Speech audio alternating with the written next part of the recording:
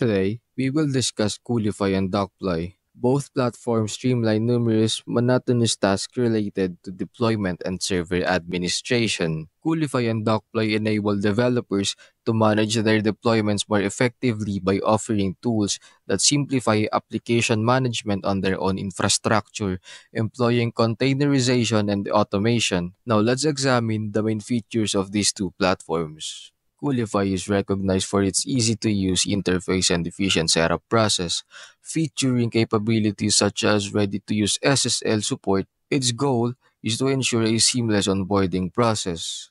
Coolify is compatible with various database management systems. It provides strong security features such as complementary Let's Encrypt, SSL certificates, and a no-vendor locked-in approach. Coolify emphasizes user-friendliness and a seamless onboarding process. Docploy stands out for its ability to work seamlessly with multiple deployment methods, such as Docker files, Nix packs, and build packs from well-known PaaS providers. It possesses excellent scaling features for Docker Swarm. Docploy offers greater customization possibilities, enabling users to personalize their control panel and develop bespoke Docker templates. Docploy possesses robust horizontal scaling abilities. Docploy offers enhanced horizontal scaling features.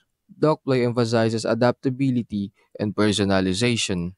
All in all, Coolify is a great option for those seeking a user-friendly platform with strong security features, while Docploy is more suitable for users who require greater flexibility and customization in their deployment workflows.